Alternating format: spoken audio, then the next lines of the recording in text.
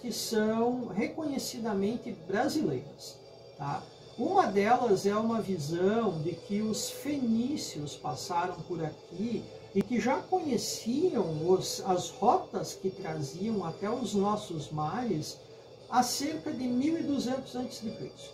Então, 1200 a.C. eles já conheciam o nosso litoral, segundo informações, tá? Segundo escolas que pensam isso. No caso, a Sociedade Brasileira de Eubiose, tá?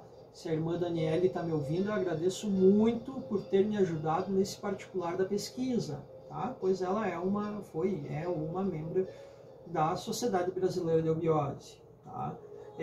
Tem uma notícia, então, de que a Pedra da Gávea, no litoral do Rio de Janeiro, seria uma esfinge fenícia, e que lá teriam alguns escritos. Essa é a visão dentro da Sociedade Brasileira de Eubiose.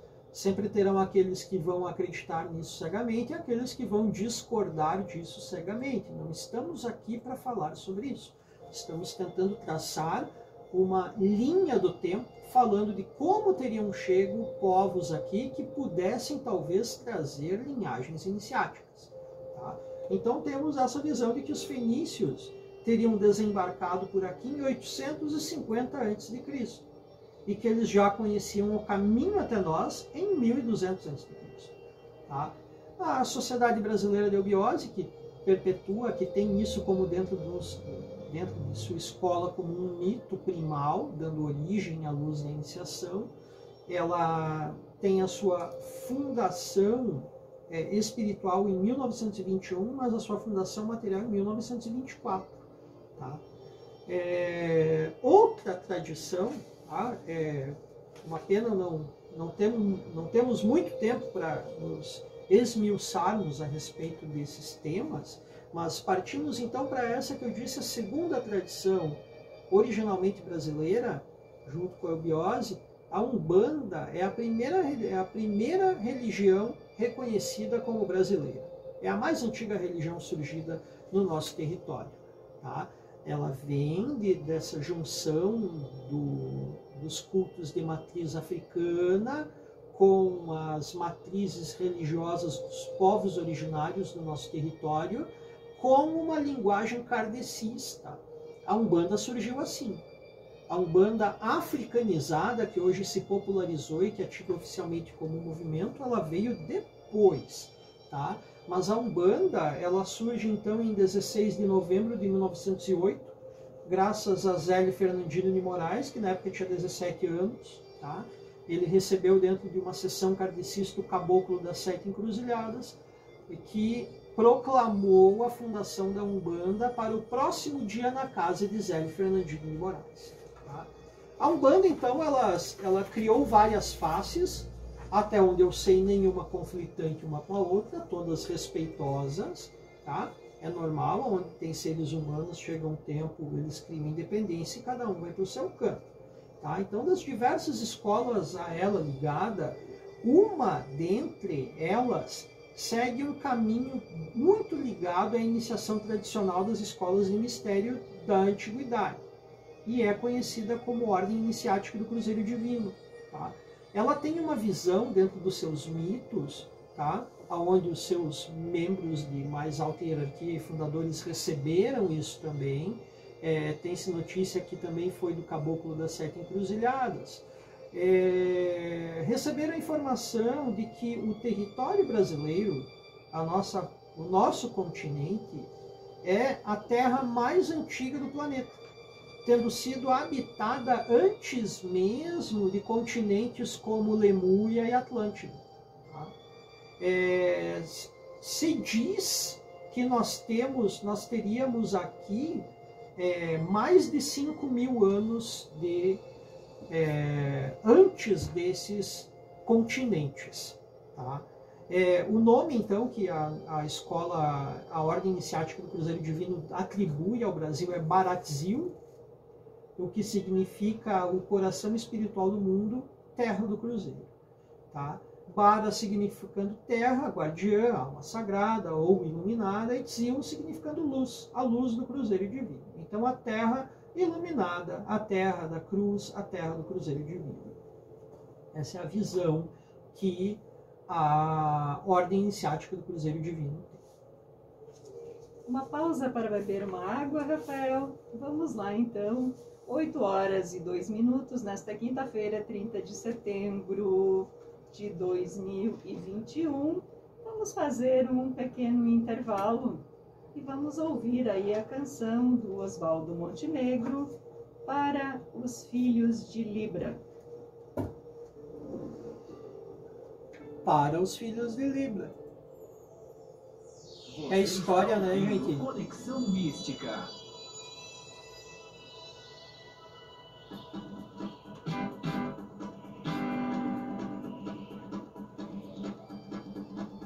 Era de Libra como a lua, vista assim é cor de sal. Era de Libra como a luz da É verdade, Carlos. Não, modéstia à parte, tem muita coisa aqui que tem falhas e que precisa ser depurado, né? Mas trazemos verdades. Tudo isso vem de pesquisas sérias, feitas ao longo de uma vida iniciática, e que, de forma alguma, se chega a alguma informação que não tem um pé no chão, ela não é abordada. Tá? Isso é da minha visão. O que eu trago aqui seria uma origem, são mitos.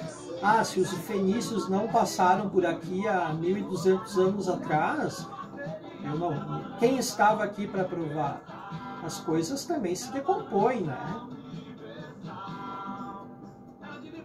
Mano Éder, eu não conheço Frei Fidelis. Não conheço, eu gosto muito dos sumérios, hein? Eu vou pesquisar, obrigado pela dica. Se eu esquecer, tu me lembra disso, tá? Frei Fidelis. Saravá, Renan.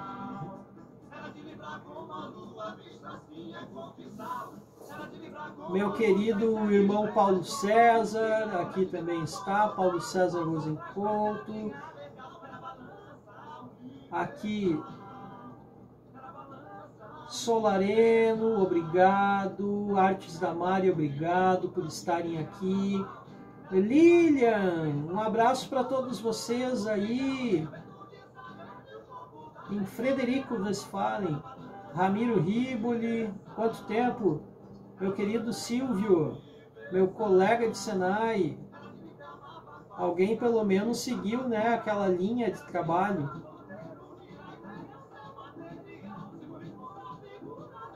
Desculpem aí se eu esqueci de alguém. Cauana, obrigado por estar conosco. Dona Ema tem muita coisa a nos ensinar aí também sobre essas visões, né?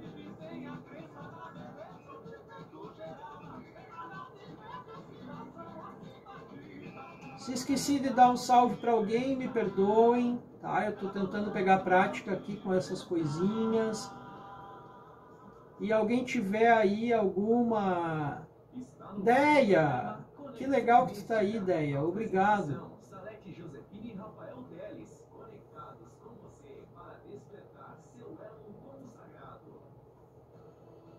Alguém tiver alguma questão, sugestão, perguntas, fiquem à vontade.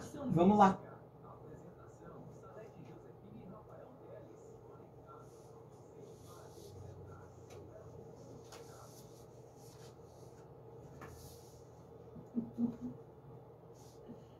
Para reforçar, a gente coloca 2 vezes. Deixa eu rir, né? Tranquilo. Programa Conexão Mística nesta quinta-feira, 30 de setembro de 2021, 8h06. Depois de beber uma aguinha aí para refrescar a garganta, né, Rafael? Vamos continuar aí então com os processos iniciáticos. E continuamos então, avancemos, né? Vamos agora para a segunda parte desse material. Foi dividido em 3 tópicos com o mesmo tema. O primeiro abordando a iniciação no mundo e a segunda abordando a iniciação no Brasil, dentro daquilo que o nosso conhecimento, por meio de vivência, dentro de tradições iniciáticas e também de literatura vasta, desses últimos 20 anos de leituras praticamente, conseguimos sintetizar isso num pouco espaço de letras, né? Pois a letra precisa estar viva, pois letra morta não faz sentido, né? Assim como iniciação é trazer luz para as trevas, ordem ao caos. Esse é o intuito da iniciação. Sendo uma iniciação tradicional, vinda por escolas sérias, lembrem, escolas sérias, cuidado com os espertinhos que tem dentro da iniciação, tá? A auto-iniciação também é um caminho de realização.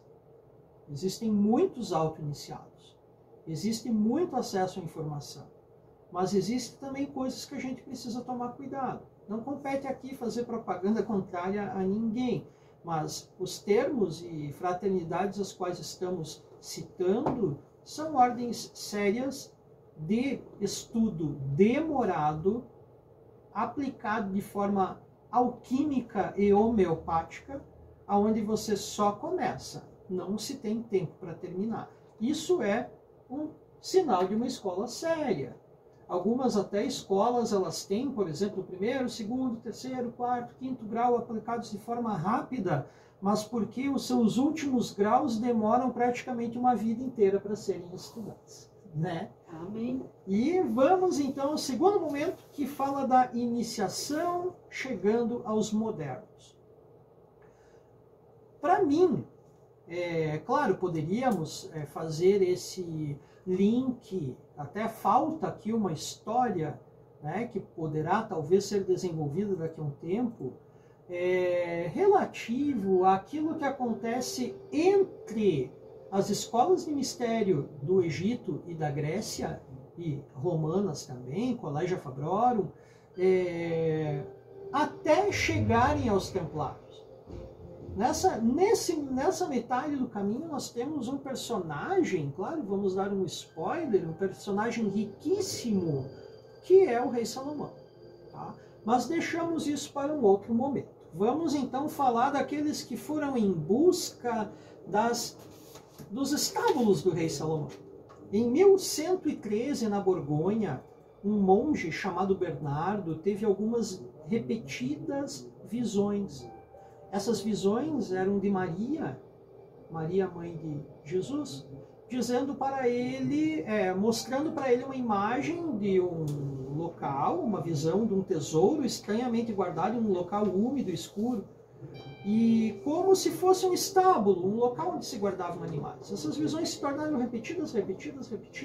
Ele pediu mensagens, a própria Maria apareceu para ele em sonho. O sonho é a ferramenta do místico. Deixo isso bem claro para vocês.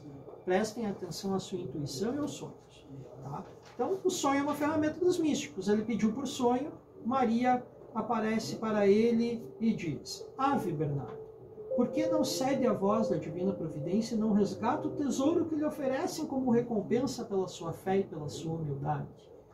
Não buscas conhecimento, não buscas sabedoria, pois este tesouro lhe dará a chave para o que tanto procuras.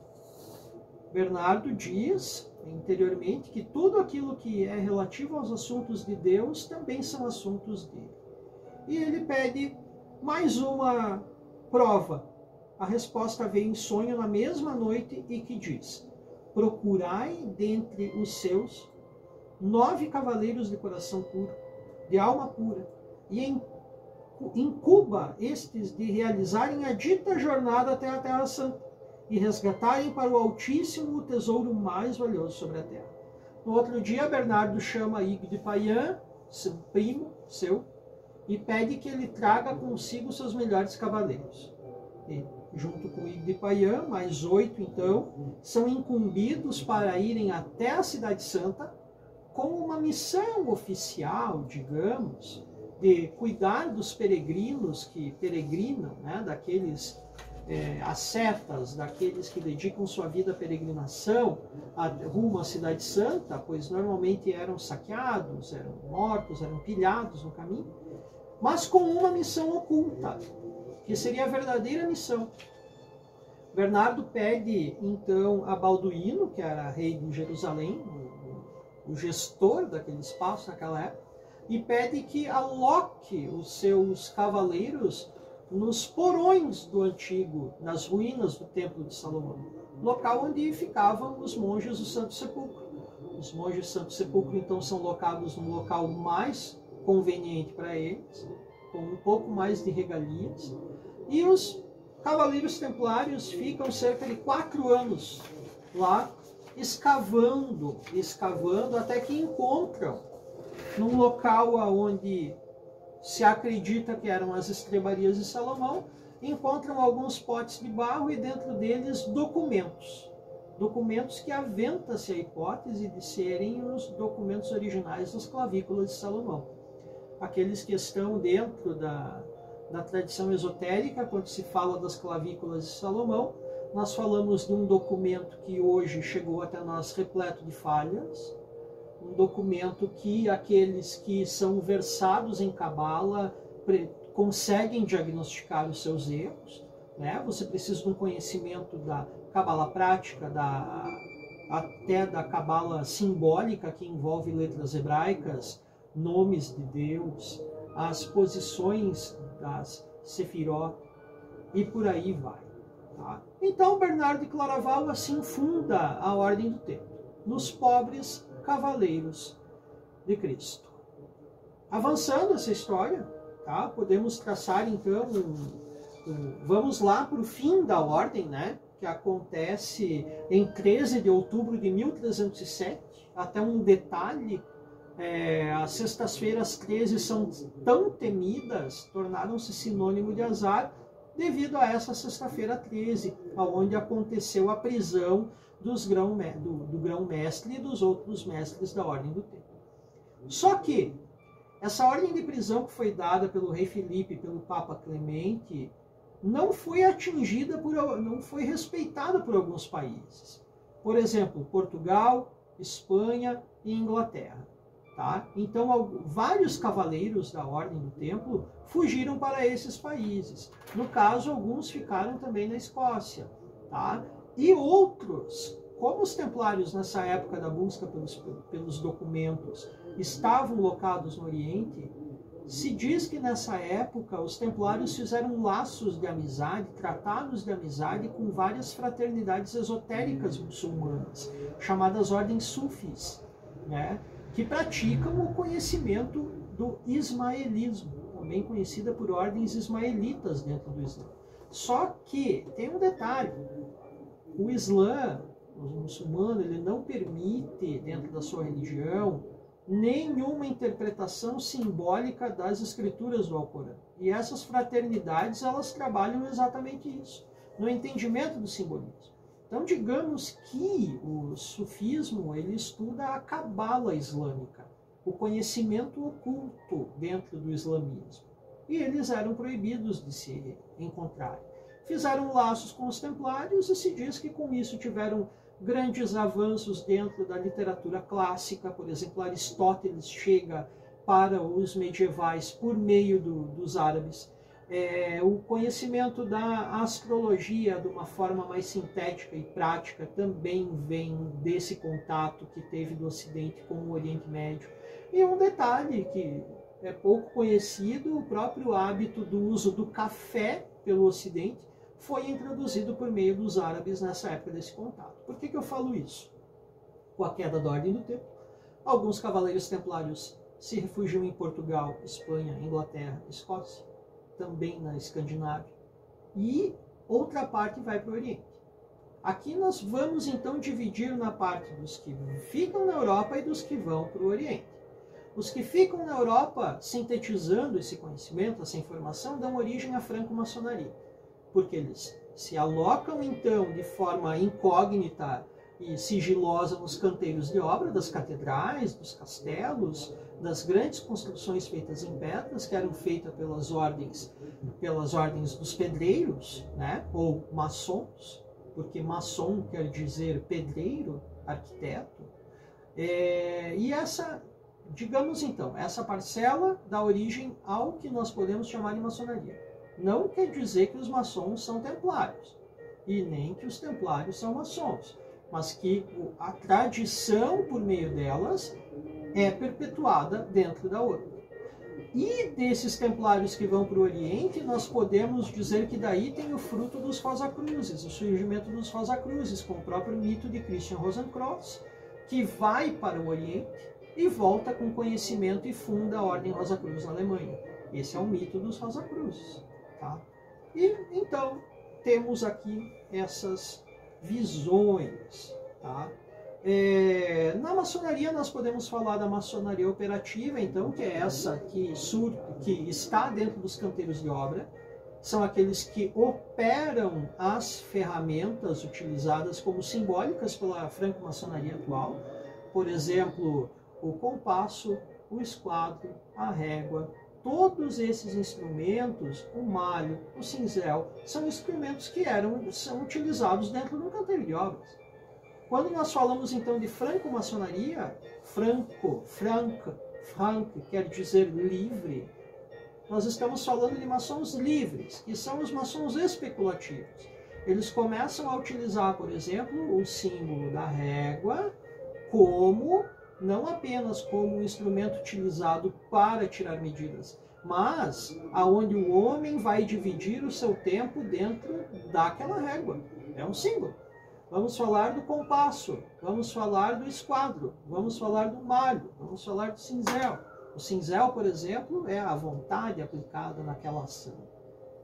Não estou dando spoiler nenhum. Tá? Vocês encontram essas informações aí em qualquer site sério na internet. E indo para os Rosacruzes, Christian Rosenkreuz volta então com conhecimentos mais aprofundados de alquimia, de magia cerimonial, da questão do hermetismo. Tudo isso, então, nós devemos muito a esse contato que aconteceu entre o Ocidente e o Oriente. Então, falando aqui do mundo, e vamos agora, então, para o segundo momento da iniciação que chega aos modernos no Brasil. Tá? Nós temos, então... Quer fazer um intervalo agora ou temos um tempinho ainda? Posso avançar mais um pouco? Pode avançar. Tá, então eu termino esse aqui, daí vamos para o fechamento depois. O que acontece quando esses templários se refugiam em Portugal? Vamos falar desse ponto mais específico, pois nós fomos colônia de Portugal há muito tempo. Devemos muito aos portugueses. Portugal, por meio de um dos seus reis, Dom Diniz, após muito pedir ao Papa que vem para substituir Clemente, Papa João XXII, ele tem o seu desejo atendido de instituir uma nova cavalaria, uma nova ordem para perpetuar os ideais e o trabalho dos templários e para poder direcionar aqueles bens, aquelas estruturas que foram espoliadas pela igreja dos templários e passar isso para uma nova ordem. É criada aqui, então, a Ordem da Cavalaria de Cristo, ou Ordem dos Cavaleiros de Cristo. Tá? Em 14 de março de 1319, quase exatos 5 anos após a queima de Jacques de Molay, que foi em 19 de março de 1314. A Ordem de Cristo, assim surgida e fundada, ela assume os bens e regalias, o patrimônio que foi dos templários portugueses. Tá? Vamos então para 1500.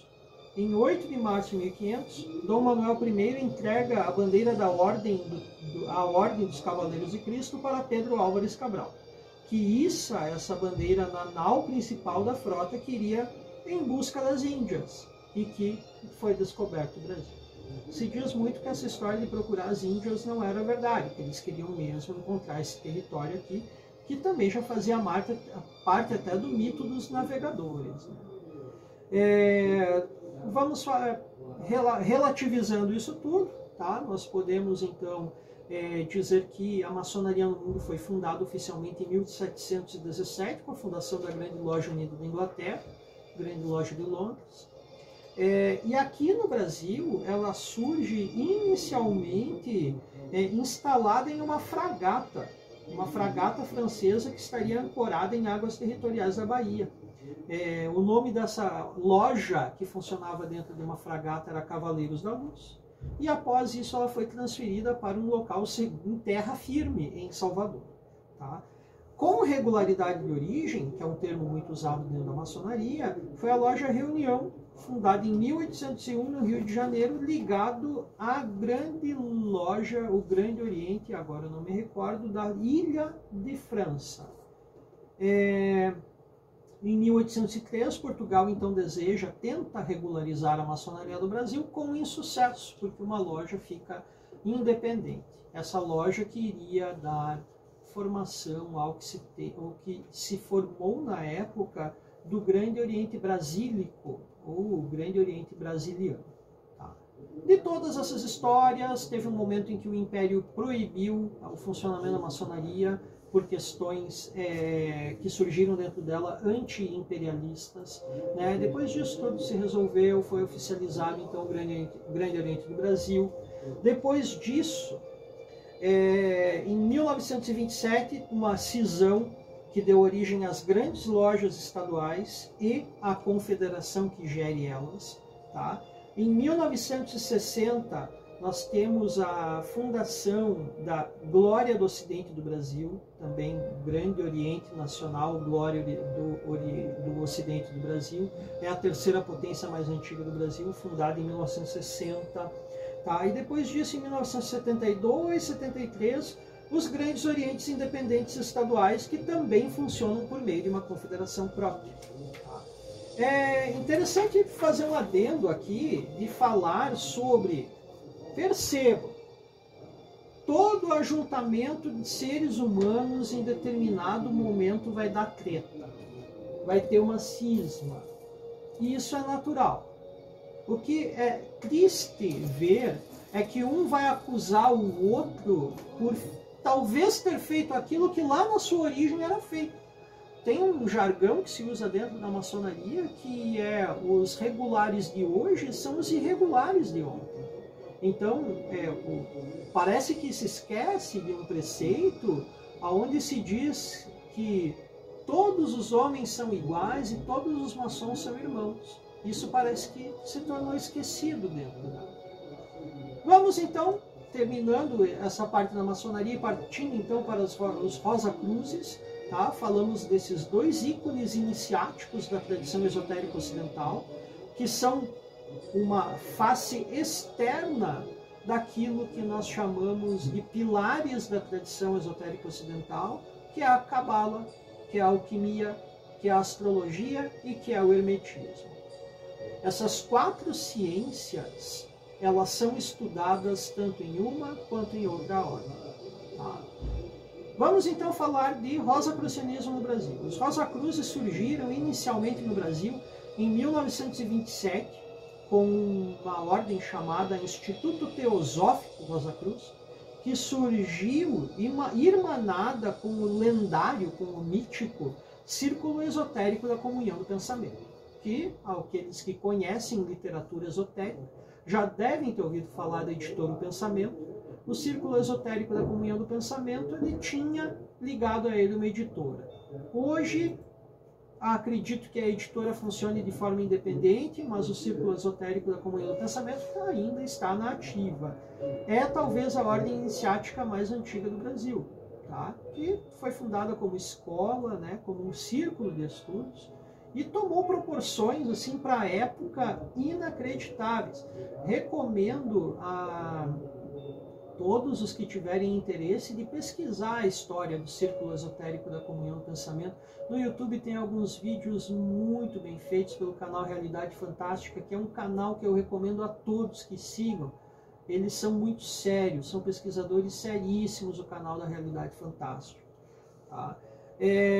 Torna-se então, depois de certo tempo, esse Instituto Teosófico da Rosa Cruz torna-se a Fraternidade Rosa Cruz no Brasil, que teve seu fundador como o professor Júlio Guajará Rodrigues Ferreira. Depois, em 1955, membros desse grupo fundam em nosso território a Fraternidade Rosa Cruz Max Rendel. Depois, nesse espaço de tempo, já surgiu no Brasil a FRA, que é a Fraternitas Rosacruciana Antiqua, que surge aqui no nosso território em 1933. E em 1956 é fundada no Brasil a Antiqua Mysticusque Ordo Rosicrucis, ou a antiga e mística Ordem Rosa Cruz, a Amorque, e aqui faz morada. A Amorque talvez é, dentre essas todas, a mais difundida, a mais bem estruturada, de forma física e de estudos também. A sua programática de estudos é riquíssima, tá? E talvez também é uma das mais bem organizadas do mundo. Existem inúmeras ordens Rosacruzes, tá? Não estamos fazendo aqui de forma alguma proselitismo, tá? Então, se algum aí dos meus fratres está me ouvindo, não é proselitismo, estamos falando de história, tá? Se eu fosse recomendar para qualquer um, eu recomendaria a Amorque aqui em Chapecó, porque tem a estrutura aqui. Não adianta eu dizer, vai se filiar a CRC, que é uma ordem muito séria também, mas que não tem estrutura nem em Santa Catarina, né? Falando em CRC, então, nos anos 90, após a cisma que tem dentro da Amorque com Gary Miller, a confraternidade da Rosa Cruz se instala aqui após a cisão da Amorque. Temos inúmeras outras ordens Rosacruzes ativas, tá? Mas também, digo, cuidado, que nesse meio tem muito espertinho, tá? E vou fazer um fechamento, então, desse assunto, tá? Para partir depois do bloco com aquilo que a gente chama de a iniciação na vida normal, lá fora, né? Falando, talvez, de uma das fraternidades que eu diria que são das mais sérias e, mesmo assim, das mais difíceis. Muito simples, uma fraternidade muito simples, uma ordem muito simples, mas de mais difícil desenvolvimento dentro dela, que é o martinismo. Tá? O martinismo, a gente vai falar de Louis-Claude de Saint-Martin, mas falamos também de Martinet de Pasquali, que é um personagem que estava por trás disso tudo. Um mítico personagem, que não se tem muita certeza também da vida desse iniciado, mas que deu origem, então, a duas tradições muito fortes, saindo da ordem dos cavaleiros maçons Eluscoen do universo, ou sacerdotes eleitos do universo. Deu origem, então, àquilo que sai da linhagem iniciática de Louis-Claude de Saint-Martin, e a outra de Jean-Baptiste Villermoz. Então, de um lado, nós temos o rito escocês retificado, que talvez é a maçonaria, uma maçonaria muito específica, que é uma maçonaria cristã, muito séria também nos moldes muito simples, mas também de necessário muito esforço dentro dela. E do outro lado, aquilo que iria dar origem às ordens martinistas. Tá? Falar de martinismo também é redundância, né? Qualquer um pode pesquisar sobre ela seriamente, vão ver a figura de Papi ou Papos por trás, junto com Augustin Chabozot. E a formação da ordem martinista não quer dizer que seja efetivada a ligação a Louis-Claude de Saint-Martin, mas sim aos ensinamentos perpetuados por Louis-Claude de Saint-Martin. Talvez alguma ordem martinista que perpetue mesmo ininterruptamente são as chamadas da linhagem russa, tá? Mas que também valeria